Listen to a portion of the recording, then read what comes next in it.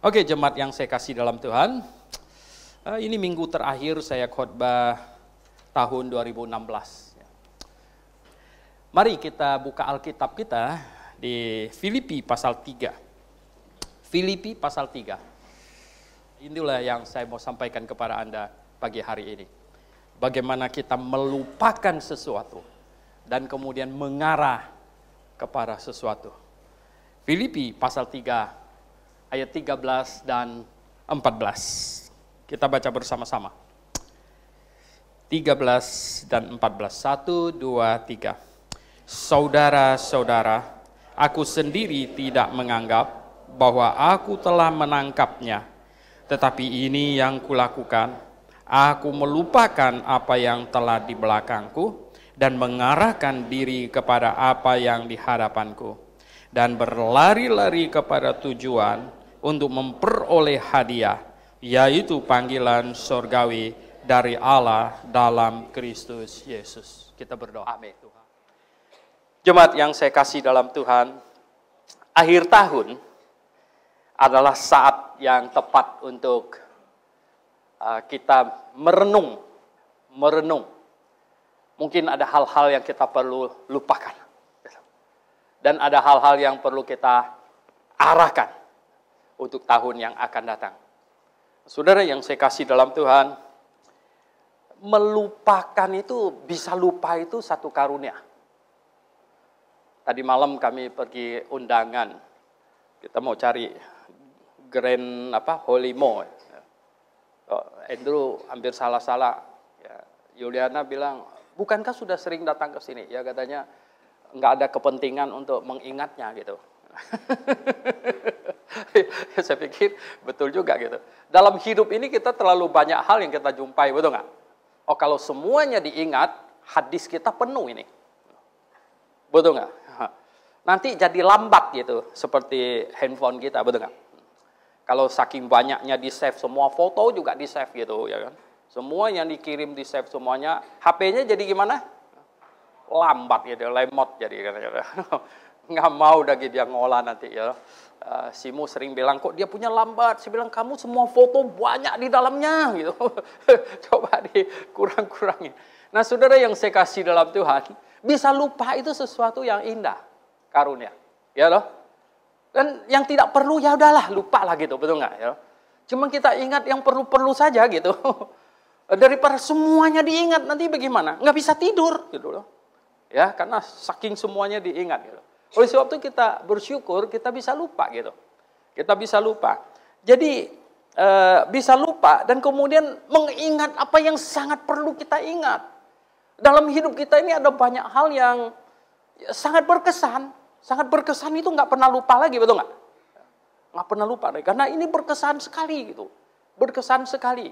Saat kamu pertama kali bertobat terima Tuhan Yesus Kristus gitu nggak? Dilahirkan kembali. Berkesan nggak itu? Ya loh, wow, indah, gitu. Tak pernah dilupakan lagi itu. Ini indah sekali. Jadi ada banyak hal yang kita memang perlu dilupakan gitu. Dan ada banyak hal yang kita jangan sampai lupa gitu. Kita perlu ingat seumur hidupnya gitu. Oleh sebab itu saudara yang saya kasih dalam Tuhan, nah kita lihat di sini kata Rasul Paulus, aku melupakan, dia bilang. Aku melupakan segala yang di belakangku. Wah, dia lupakan, ada banyak hal yang lupakan. Saudara, Paulus melupakan apa? Coba kita cek. Saya katakan nomor 1, Paulus melupakan statusnya. Sejak dia lahir baru. Dia melupakan itu. Dia melupakan banyak hal yang diajarkan sejak dia masih kecil. Sebagai seorang Yahudi tulen. Saudara, gak main-main. Orang Yahudi itu diajar itu apa? No?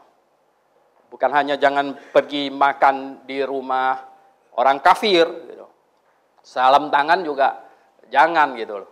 Makanya mereka jadi manusia antik di muka bumi ini gitu. Dan oleh karena sikap mereka yang sedemikian rupa itulah maka bangsa Yahudi sepanjang zaman itu jadi bangsa lain melihatnya itu kamu ini gitu ya. Masa tangan saya jadi najis ini bagaimana sih gitu ya. Jadi kesel gitu ya enggak. Nah, dia diajar sedemikian rupa Biasanya anak Yahudi umur 5 tahun itu sudah belajar. Diingatkan, kamu keturunan suku apa, gitu, dan lain-lain sebagainya. Kalau perlu silsilahnya dihafal. Silsilah dihafal. Sehingga sampai tua, ingat itu. Nah, saudara yang saya kasih dalam Tuhan Yesus. Ya, tetapi kemudian dia melupakan semua itu. Dia melupakan itu. Sehingga ketika dia bertemu dengan orang yang membanggakan masalah status lahirianya itu, Rasul Paulus ngomong apa di dalam 2 Korintus 11? Oh, dibilang, aku lebih lagi, dibilang kalau mau mengandalkan hal-hal macam begitu. Aku lebih lagi katanya. Aku disunat hari ke-8, gitu. Oh, dari suku Benyamin semuanya, dia bilang apa? Wow, dia bilang. Tapi dia lupakan semua itu. Dia tinggalkan semua itu. Dan dia terima Yesus Kristus. Melalui sebuah peristiwa yang luar biasa tercatat di dalam Alkitab. Kepalanya diketok. Gitu. Dia harus jatuh. Wow, luar biasa saudara yang saya kasih dalam Tuhan. Akhirnya dia berubah. Dia menjadi manusia baru. Namanya dulu Saul. Saul itu, Anda tahu Saul siapa? Saul itu raja Israel yang pertama. Saul dari suku apa? Benyamin juga. Jadi, makanya bapaknya waktu dia lahir gitu, pasti berharapan supaya dia apa dong enggak? Kalau bisa sehebat siapa? Saul gitu. Yang raja pertama itu. Makanya dia dikasih nama Saul ya. Saul. Dari suku Benyamin. Angkat lagi nama Benyamin. Jangan sampai Benyamin kalah sama Yehuda. Itulah kira-kira gitu. Harapannya gitu. Saudara yang saya kasih dalam Tuhan.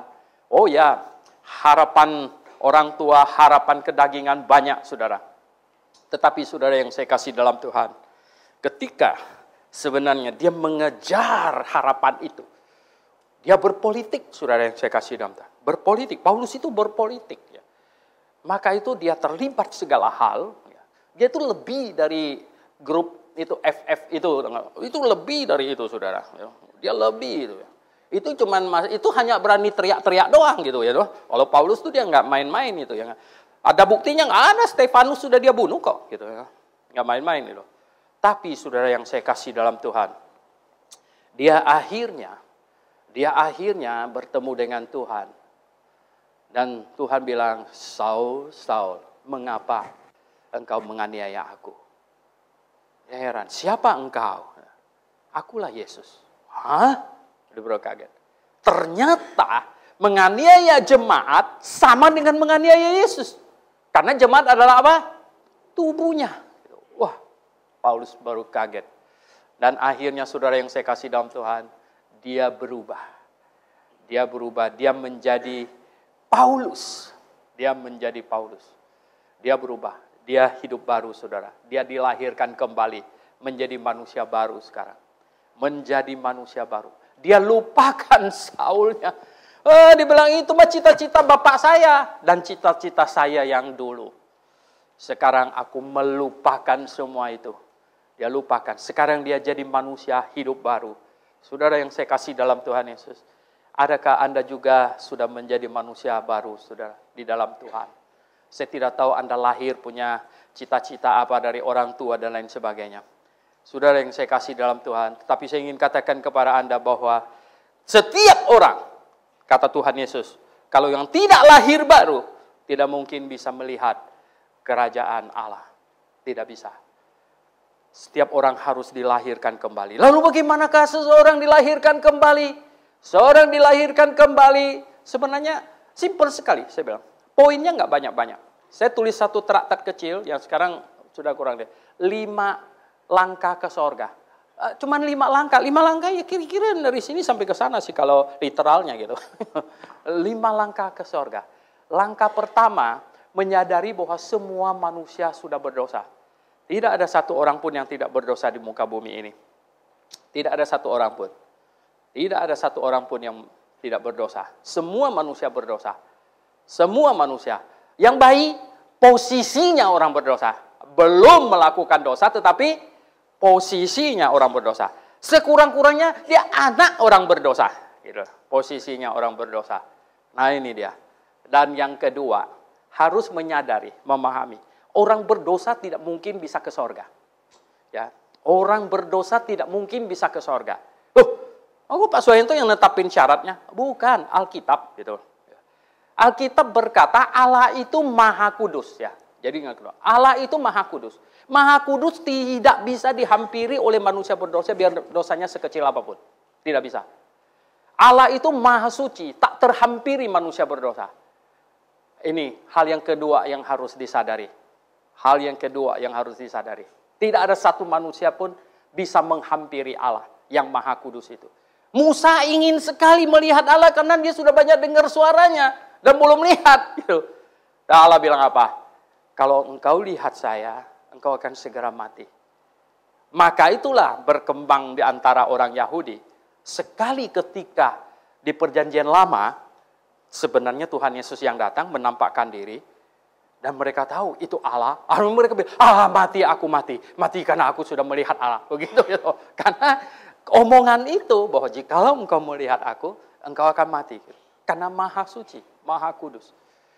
Dan yang ketiga, ya, tidak ada jalan lain untuk supaya bisa menghampiri Allah kecuali dosa itu diselesaikan. Dosa harus diselesaikan baru bisa manusia bisa masuk surga. Dosa harus selesai. Lah gimana selesainya? Kalau pakai bayar gimana? Ya, oke, kasih 10 miliar.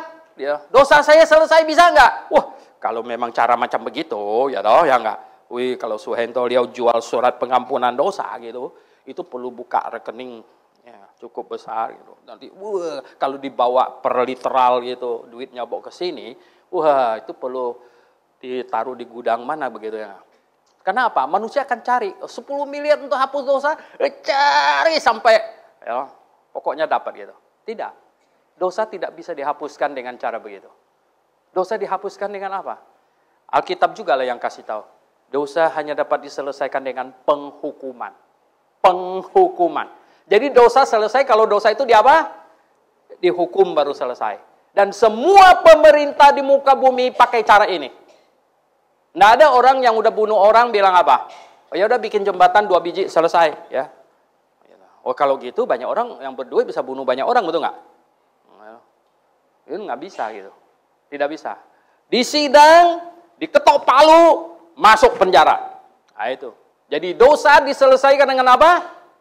Penghukuman. Cuman itulah. Dosa diselesaikan dengan penghukuman. Nah karena dosa diselesaikan dengan penghukuman itulah. Maka yang keempat. Allah menjanjikan kirim juru selamat. Juru selamat akan datang dan dihukumkan di atas kayu salib. Menanggung dosa berapa banyak orang? Seisi dunia. Seisi dunia.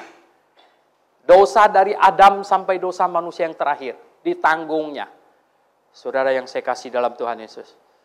Yesus Kristus dihukumkan menanggung dosa seisi dunia. Sebelum dia datang, oke.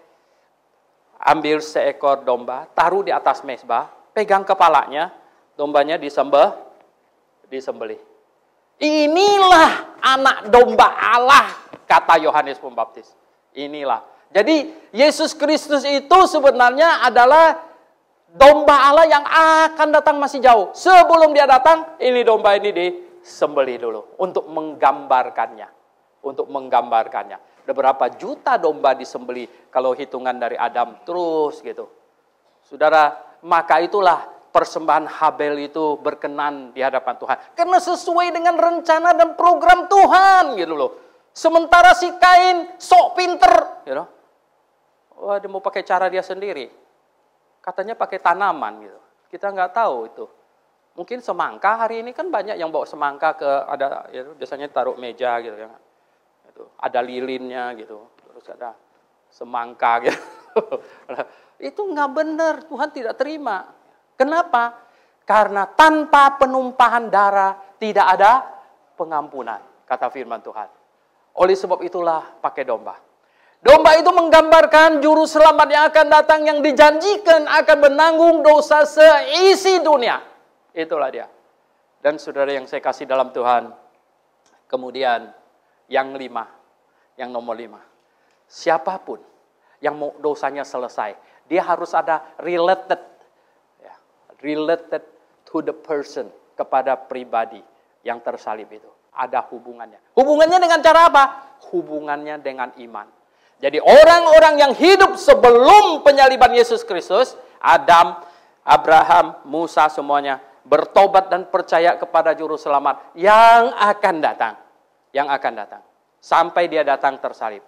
Yang hidup sesudah penyalibannya bertobat dan percaya kepada juru selamat yang sudah datang. Sudah datang disalibkan. Nah, barang siapa yang melakukan itu, maka dia mendapat garansi masuk surga. Garansi. Mengapa? Karena dengan bertobat dan percaya itu, maka posisi kita menjadi orang kudus. Karena tadinya orang berdosa, jadi saya sudah mengaminkan Yesus dihukumkan menggantikan saya.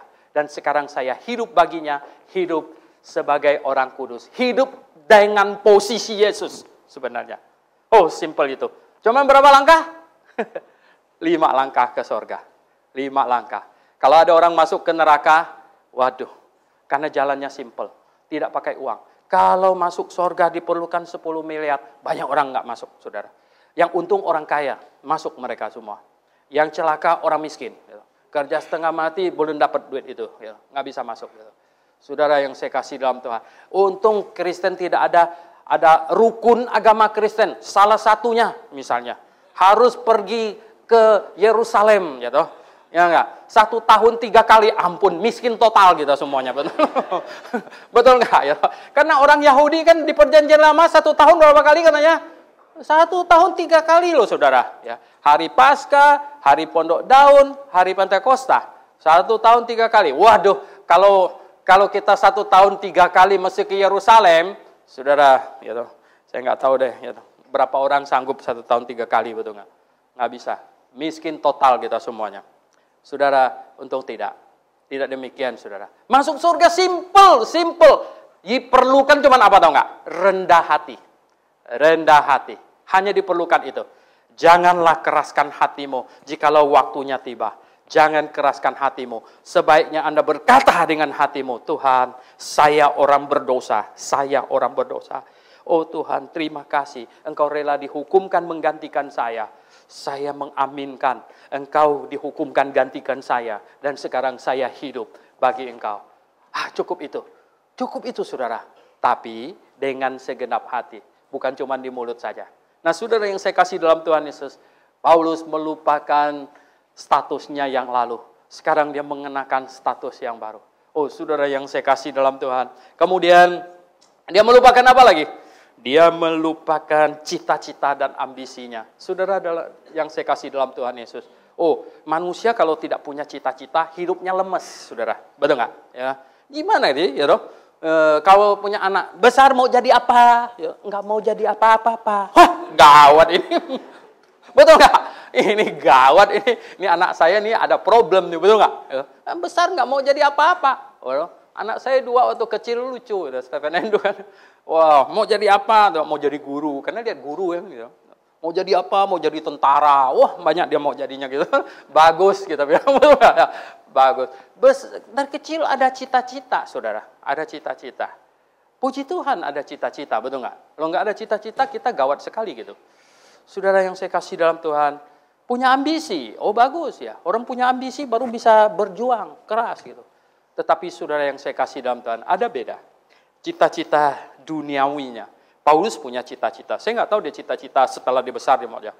Kita semua tahu bahwa dia tukang tenda kan? Oh, tukang tenda nggak kayak sekarang yang jahit di dekat pasar itu pasar lama di situ gitu. Zamannya Paulus itu belum ada hotel, saudara. Belum ada hotel. Jadi karena belum ada hotel, itu orang bepergian itu dan bukan naik mobil gitu, jalan kaki. Saudara bisa bayangkan ya, satu kota ke kota yang lain, katakanlah 50 km, berapa jauh Anda bisa jalan? Jalan 25 km kita udah lemes gitu. Pasang tenda lah, betul nggak? Pasang tenda, nginap dulu. Jadi itu laku sekali waktu itu. Kalau tenda itu laku sekali, saudara. Paulus mungkin dia pikir gini, wah dia mau punya pabrik tenda gitu, ya nggak? Oh, yang banyak cita-citanya yang hebat-hebat. Tapi saudara yang saya kasih dalam Tuhan, setelah kepalanya diketok Tuhan Yesus gitu, akhirnya dia lupakan cita-cita dan ambisinya. Dia lupakan, saudara. Dia lupakan. Nah, apalagi yang dia lupakan? Apalagi yang Paulus lupakan, saudara? Kan dia bilang apa di sini? Aku melupakan. Aku melupakan segala yang di belakangku. Apa yang telah di belakangku, aku lupakan. Saudara, Paulus juga melupakan dosa-dosanya. Oh, saudara yang saya kasih dalam Tuhan. Memang ya, yang sangat tadi saya bilang kalau yang sangat berkesan sekali, bagaimana bisa lupa, betul nggak? Bagaimana bisa lupa? Bunuh orang bisa lupa nggak? Susah itu, betul nggak? Ya, bagaimana bisa lupa kita bunuh orang, betul nggak? Ya, ini sudah bunuh, dia tumbang itu, mana bisa lupa? Tapi maksud Paulus itu adalah dosa-dosanya yang sudah lewat itu. Hendaknya itu tidak membebaninya lagi, tidak membuat dia, tidak bisa berlari, tidak bisa membuat dia menjadi tidak berfungsi lagi bagi Tuhan. Tidak. Dia melupakan. Ketika sesuatu kita lakukan dan salah. Dalam hidup ini, saudara yang saya kasih dalam Tuhan, tidak ada manusia yang tidak salah. Betul nggak? Ya. Tidak ada satu manusia pun yang tidak salah. Saudara. Orang yang rajin justru banyak salah. Yang malas kurang salah. Betul nggak? Karena kalau malas dia diam, dia nggak banyak kerja, bagaimana bisa banyak salah? Ya. Orang yang rajin, orang yang aktif, itu yang banyak salah. Hidup ini tidak terlepas dari salah, saudara. Tetapi, saudara yang saya kasih dalam Tuhan, hanya bedanya, Anda mau membiarkan kesalahan bergelanjut itu bergantungan di sekeliling hidupmu, gitu, ya? Atau Anda mau melepaskan kesalahan itu? Oh ya Tuhan, ya. Oh justru bersyukur, ya, bahwa saya memang salah dulu, salah. Memang salah. Saya tahu saya salah. Bahkan kesalahan itu bisa ada akibat sekarang. Betul nggak? Oh, saya tahu itu saya salah. Dan mempunyai efeknya. Dan saya tahu efeknya sekarang saya sedang ngalamin. Gitu ya. Betul nggak? Ya. Nah orang tua bilang, ya jangan kamu kawin sama laki-laki macam begitu. Aku mau pokoknya ikut dia. Dulu ada satu ibu-ibu. Saya belum ketemu dia. Hanya lewat telepon. Saya nggak ketemu muka. Dia sudah meninggal. Dia telepon saya, konseling telepon saya. Saya bilang mau ke rumahnya, enggak boleh Pak. Enggak boleh. Waduh. Nah, kalau Bapak ke rumah saya bisa dihabisin suami saya. Waduh, gawat nih. Tahu nggak gimana? Saya utus Bu Tumira. Bu Tumira yang pergi ke rumahnya. Bu Tumira yang ketemu dia. Kirimin kaset segala macam. Akhirnya saya ketemu abangnya. Abangnya orang Batak ini. Waktu dia jatuh cinta kan. Jatuh cinta sama cowok Madura. Waduh, bayangkan. Jatuh cinta, beda agama. Tapi cinta banget. Satu hari itu apa? Kawin lari, saudara. Kawin sambil lari. Luar biasa. Larinya kemana tau nggak? Abangnya itu, bawa tentara, bawa senjata, kejar, tau nggak apa? Sampai di Pulau Madura. Sana. Wah, itu abangnya cerita sama saya, Pak Suhento, dia bilang. Adik aku, dia bilang, perempuan. Bagaimana, dia bilang. Aku bawa teman yang tentara, bawa senjata, kita kejar, dia bilang. Kejar sampai ke Pulau Madura. Sampai Pulau Madura apa? Dia udah tidur sepanjang jalan sampai ke sana, gitu kan. Mau apa lagi, dia bilang. Dia nggak mau pulang, dia mau sama dia. Udahlah, udah kokang senjata. Dia udah ketemu situ, udah mau apa lagi, gitu. Waduh, dia bilang, udah biar kawin. Nah, anak pertama, suaminya masih izinkan dia ke gereja, Anak kedua masih izinkan. Anak ketiga mulai dibatasin. Setelah kawin berapa tahun, nggak tahu berapa tahun, saya lupa ya. Nggak boleh lagi ke gereja. Itulah dia. Puji syukur kepada Tuhan. Dia dengar tentang saya. Dia nelpon saya. Ini ibu ini, dengar suaranya saja saya mau nangis gitu ya. Begitu kasihan hidupnya. Nggak boleh keluar katanya. Waduh. Saya mau besuk dia, nggak boleh Pak. Wah, nggak boleh. Ya, nggak boleh. Nanti kalau Bapak datang, saya bisa tambah susah. Oh ya? Terus saya kirim Bu Tumira tuh ke sana, ke rumahnya. Nah, saudara yang saya kasih dalam Tuhan, lihat ya. Manusia tidak ada yang tidak bikin kesalahan, saudara. Ada banyak dari kita bikin kesalahannya bisa berefek sangat fatal, betul nggak? Sangat fatal. Gitu. Tetapi saudara yang saya kasih dalam Tuhan Yesus Kristus, saya mau kita ikutin Paulus punya nasihat. Ya. Oke lah, sudah ada kesalahan. Ya. Sudah, kesalahan nggak bisa lagi diperbaiki. Nasi sudah jadi apa? Bubur, gitu. Yang bisa kita tambahin capcay sedikit, betul nggak? Tambahin apa, gitu ya? Tambahin potong-potong itu apa? Daun seledri, gitu ya. Tambahin biar enak, gitu ya. Saudara, nggak bisa lagi diperbaiki. Oleh sebab itu kita, Tuhan, kita akui itu kesalahan dengan rendah hati di hadapan Tuhan. Dan Tuhan, lupakan. Biar itu tidak membebani hidup saya. Ya, hidup ini nggak enak kalau dengan beban berat-berat macam begini, betul nggak? Ya, nggak enak gitu. Biar kita bisa hidup plong di hadapan Tuhan. Oh, saudara yang saya kasih dalam Tuhan. Di akhir tahun ini, saudara, saya tidak tahu apa yang Anda lakukan tahun 2016. Ya. Apa yang Anda rencanakan dan lain sebagainya. Ada kegagalan apa, ada kesalahan apa, dan lain sebagainya, saya tidak tahu. Jangan ada jemaat yang berpikir bahwa saya sengaja omongin Anda segala macam. No. Bukan begitu. Saudara, ya, tidak. Ya. Cuman saya hanya ingin memberikan nasihat kepada Anda di akhir tahun ini. Saudara yang saya kasih dalam Tuhan. Apapun yang engkau lakukan di 2016, sudah mau berlalu ini. Salah, segala macam, benar. Datanglah ke hadapan Tuhan dengan rendah hati. Datang ke hadapan Tuhan dengan rendah hati. Sampaikan kepada Tuhan yang sangat mengasihi Anda itu. Sampaikanlah kepadanya. Cuma menangis-nangislah. Sampaikan kepada Tuhan. Apa adanya, gitu. Tuhan berbelas kasihan, Dia mengasihi engkau. Lebih dari engkau sendiri, saudara. Dia mati bagimu. Nah, saudara yang saya kasih dalam Tuhan, itu yang dilakukan oleh Paulus, saudara. Dia melupakan, dia bilang, segalanya yang di belakangnya, dia lupakan. Dan kemudian hal yang kedua yang saya ingin ajak Anda lihat di sini. Dia mengarahkan, bukan cuma melupakan. Kalau melupakan lalu nggak ada apa-apa lagi, lalu hidup jadi nggak berarti, konyol gitu, ya toh. Jadi apa, pelesir entah kemana-mana, hidup jadi kacau balau, ya. Ada orang begitu itu, ya. Saudara yang saya kasih dalam Tuhan, itu lebih segawat lagi gitu, ya. Hidup tidak ada arah, tidak ada arah, saudara. Saya lihat banyak orang hidup tidak ada arah. Kalau hidup tidak ada arah sampai nanti tua Anda jadi susah, gitu. Karena apa? Ya, tidak ada arah. Bukan tidak ada arah sebenarnya. Arahnya cuma satu. Arahnya kemana? Arahnya ke bawah. Gitu. Ya kan? Arahnya ke bawah. Tadinya begini waktu muda jalannya. Tegak sekali. Makin tua makin gimana? Gitu. Makin ke bawah. Gitu. Ya gak? Makin tua makin ke bawah. Makin ke bawah. Nih. Ini ditegakkan perlu itu. Ya toh, apa, dokter yang spesial gitu. Yang untuk dibikin tegak lagi. Karena dia makin ke bawah gitu. Makin ke bawah. Wah, repot sekali. Oh tidak, saudara. Paulus tidak mau hidupnya makin ke bawah, saudara. Dia mempunyai arah. Dia mempunyai arah. Katanya di sini apa? Aku mengarahkan diri kepada apa? Nomor satu, dia mengarah kepada Kristus. Hidupnya sekarang terarah kepada Kristus. Saudara yang saya kasih dalam Tuhan Yesus, apakah hidupmu terarah kepada Kristus? Ini penting ini. Kalau belum terarah kepada Kristus, engkau ibarat kapal di lautan luas yang nggak tahu mau berlayar kemana, saudara. Wow, gitu.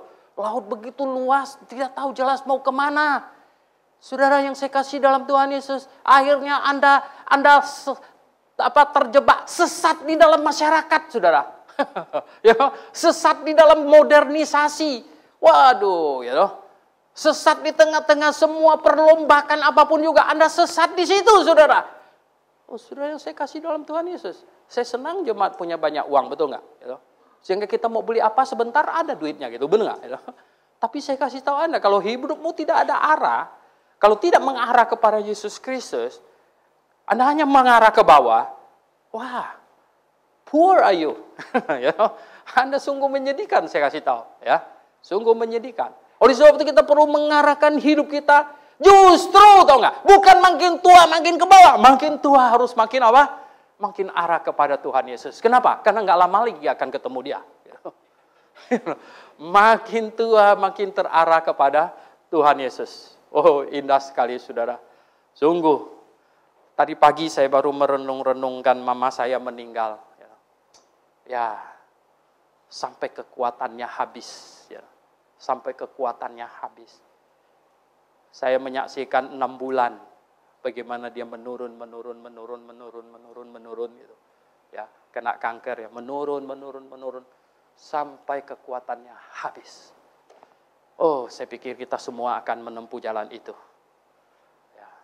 Dan kita kemana, saudara? Apakah Anda mengarah kepada Tuhan Yesus? Ini sangat penting. Sangat penting sekali, saudara. Dia berkata apa? Tujuan, kemudian dia mengarahkan hidupnya pada tujuan yang baru, saudara. Tadi mengarah kepada Kristus. Mengarah kepada Kristus dengan tujuan yang baru. Oh, saudara yang saya kasih dalam Tuhan. Sebelumnya, Paulus sebagai seorang tokoh agama, membela agama. Wah, agamanya perlu dibela lagi. Ya, saya kasih tahu, sebelum yang lain-lain pada bela agama, Paulus duluan. Betul nggak? Paulus duluan, dia bela agamanya. Wah, dia nggak main-main, saudara. Dia bela agamanya. Luar biasa. Dia bela Allah Jehovahnya. Luar biasa. Ya, dia sembelih itu Stefanus pakai dirajam. Dia mau pergi ke Damsik, tangkapin semua orang. Dia mau bela. Ya, orang-orang ini yang mengikut Yesus, orang Nazaret ini telah menista. Gitu. Telah menista kitab perjanjian lama, Tauratnya, gitulah. Kira-kira kan gitu ya toh. Masa dibilang gitu ya toh. Orang yang disalib penjahat dengan mereka seru-seru dia Allah pula. Ini menista namanya. Ini menista. Dia pergi, dia tangkapin mereka semuanya. Waduh, saudara yang saya kasih dalam Tuhan. Dia mau tangkapin mereka. Akhirnya malah dia yang ketangkap gitu. Paulus ketangkap, saudara. Nggak main-main, dia ketangkap. Dan akhirnya hidupnya sekarang, dia bukan lagi mau bela agamanya. Dia tahu, kalau Tuhan tidak membela dia, itu berarti Tuhan mengizinkan. Betul nggak? Kalau Tuhan mau bela dia, Tuhan ada cara. Tuhan pasti ada cara. Kenapa? Karena Paulus ini, Tuhan Yesus yang berdiri di sampingnya menampakkan diri, bilang, Paulus, ya toh, aku mau engkau bersaksi kepada raja-raja semuanya. Wah, gimana cara bersaksi kepada raja kalau bukan ditangkap, betul nggak? Ya kan? Ditangkaplah dia, ya ditangkap, dihadapkan ke Raja Agripa. Ini kesempatan, betul nggak? Ya, kesempatan untuk bersaksi kepada raja-raja. Agripa hampir bertobat, betul nggak? Kamu baca itu di Kisah Para Rasul, Agripa hampir bertobat itu, nggak main-main, saudara. Sampai Paulus bilang, ya Raja Agripa, aku berdoa, dia bilang, supaya satu hari engkau sama seperti aku, kecuali belenggu ini. Rupanya tangannya diborgol. Kecuali ini. Wah, Raja Agripa, ini nggak main-main. Ini pengakuannya, dia bilang. Dia bangkit berdiri, dia bilang, Paulus, dia bilang, kamu gila, dia bilang, kamu hampir-hampir jadikan saya orang Kristen. Bilang begitu. Saudara yang saya kasih dalam, dia hanya mau memberitakan Injil. Sekarang, dia tahu, kalau masuk penjara, itu karena Tuhan izinkan. Kalau Tuhan mau nolong, karena Paulus sudah punya pengalaman waktu di Filipi, betul nggak? Waktu di Filipi dia punya pengalaman. Nggak tahu berapa besar dia punya itu rantai diikat, ya toh. Putus semuanya apa? Kayak jerami gitu ya. Putus semuanya. Jadi kalau memang belum putus rantainya, betul nggak? Itu bukan perlu, itu karena Tuhan izinkan gitu loh. Itu harus dipahami gitu. Terimalah itu, ya toh. Mungkin ada orang yang dirantai dekat kamu yang perlu dengar Injil gitu. Ya enggak? Ini terimalah itu. Nah, saudara yang saya kasih dalam, coba kita baca apa yang dia ngomong di 1 Korintus pasal 9. 1 Korintus pasal 9, saudara. Ayat 16. Waduh. 1 Korintus 9 ayat 16. Coba. Di situ ngomong apa? Kita baca sama-sama. 1 Korintus 9 ayat 16. 1, 2, 3. Karena jika aku memberitakan Injil, aku tidak mempunyai alasan untuk memegahkan diri. Sebab itu adalah keharusan bagiku. Celakalah aku jika aku tidak memberitakan Injil. Apa omongannya? Celakalah aku jikalau aku tidak memberitakan Injil. Mengutuk diri gitu loh. Saya tanya mahasiswa, nggak ada yang berani. Saya bilang berani nggak? Ada yang bilang gini, biar aku ditabrak mobil jikalau aku tidak memberitakan Injil. Ada yang berani nggak gitu? Ada nggak berani? Ini sumpah ini mudah. Ya. Biar aku dilindas kereta api kalau aku tidak memberitakan Injil. Ada yang berani nggak gitu? Wah, muka semuanya gini. Wih, takut juga Pak, kereta api yang gede. Saudara yang saya kasih dalam. Tapi Paulus bilang apa? Celakalah aku jikalau aku tidak memberitakan Injil. Luar biasa, saudara yang saya kasih dalam. Sebenarnya, saudara, sebagai orang Kristen, sudah hidup baru, tahu kebenaran, kita memberitakan Injil. Soal orangnya terima, tidak terima, apa percaya tidak percaya itu nggak ada urusan. Tugas kita itu apa? Memberitakan. Itu tugas kita, memberitakan. Saudara, Grafe mulai dengan sebuah visi misi yang sangat jelas. Injil yang benar. Injil yang benar yang kata Rasul Paulus, ini kekuatan Allah. Ini yang menyelamatkan orang. Ini kebenaran yang menghancurkan hati. Ini kebenaran. Saudara yang saya kasih dalam Tuhan Yesus. Berapa banyak orang yang tadinya benci Sohen Toliau. Tapi setelah dia tahu kebenaran. Akhirnya sadar juga. Saudara, yang penting kita sampaikan kebenaran. Saya baca tanggal 9 yang lalu itu di This Day in Baptist History ada orang namanya Dutton Land. Dutton Land itu tuh. Ya bapaknya dari gereja yang baptis bayi itu. Marah besar dia jadi orang baptis. Marah besar. Bapaknya kebetulan orang yang temperamental. Galak gitu. Bapaknya lebih marah lagi. Dia menyerahkan diri untuk jadi hamba Tuhan pengkhotbah. Bapaknya marah. Marah besar. Satu hari dia khotbah di kotanya. Bapaknya bawa senjata mau tembak dia, saudara. Kamu bisa bayangkan, bapaknya bawa senjata mau tembak anaknya. Ini lagi khotbah. Ibunya, ya, tahu bapaknya ini nggak main-main, ini tembak punya gitu. Ibunya bilang, ya jangan. Ya. Ibunya bilang apa? Sebagai manusia, laki-laki sejati kamu, dia bilang. Burung pun kamu kasih tahu sempat dia terbang dulu baru tembak, dia bilang. Sekarang dia bilang, letakkan senjatamu, kamu pergi kemudian dengar dia khotbah dulu. Habis itu kemudian baru tembak dia. Ya ibunya ngomong begitu sama suaminya. Bapaknya pikir benar juga, gentleman ini. Taruh dia senjata dulu, dia pergi. Dia pergi, duduk di belakang, dengar anaknya khotbah. Tahu nggak apa? Siapa yang mau bertobat terima Tuhan Yesus? Dia yang maju ke depan nangis. Dan saudara yang saya kasih dalam Tuhan, luar biasa. Saya kadang-kadang suka baca sejarah, saudara. Saya bilang, aduh Tuhan ya toh.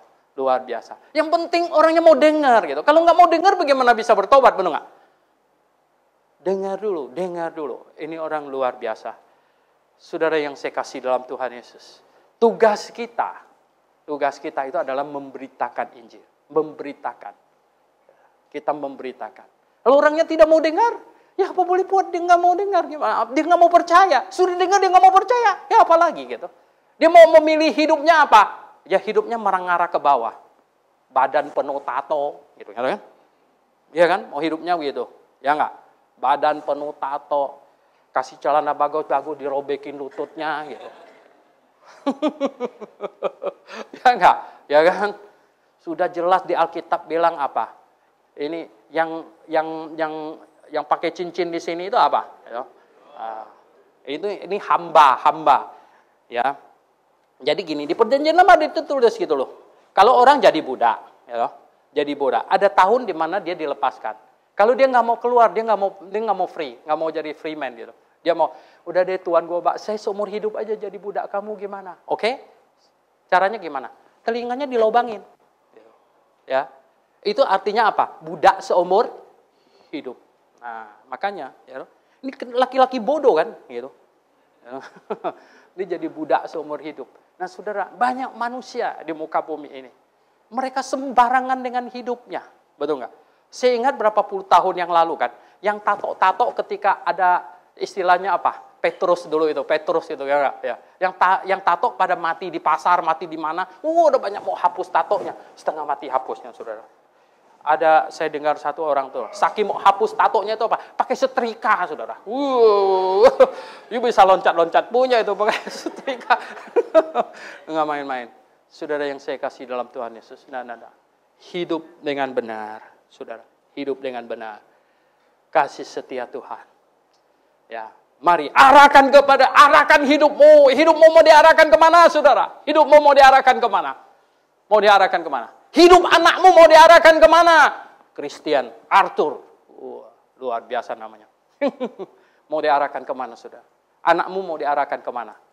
Saudara yang saya kasih dalam Tuhan Yesus. Anakmu. Kalau sama yang tua-tua, saya malah ngomong, cucumu. Mau diarahkan kemana hidupnya, saudara? Mau diarahkan kemana? Saudara yang saya kasih dalam Tuhan. Saya kasih tahu, hidup ini tidak ada yang lebih sedih lagi. Selain memandang, melihat ya, keturunan kita hidupnya nggak benar. Betul nggak? Ya. You mau kaya raya juga macam apa? Kaya raya. Ya, kaya raya. Saya pergi ke Singapura. Ya. Saya dibawa makan. Sama dengan seorang mantan menteri kesehatan Singapura. Bawa saya makan. Makan restorannya super mewah di situ. Kami makan. Saya diceritakan. Dia cuma punya anak satu, laki. Punya anak satu laki. Ya. Dan anaknya di Amerika mati overdosis. Ya. Anak siji doang. Ya. Bapaknya punya rumah, gitu. Super mewah, super besar. Ya. Hebat. Semuanya. Anak siji. Overdosis. Mati. Sekarang sudah lumayan tua.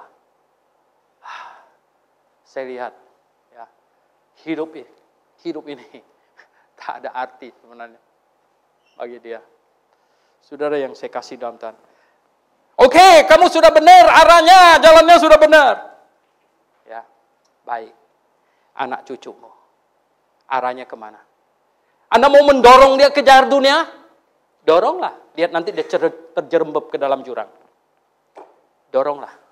Anda mau dorong dia kemana? Oh, saya bersyukur anak saya melayani Tuhan. Tidak jadi dokter spesialis. Ya.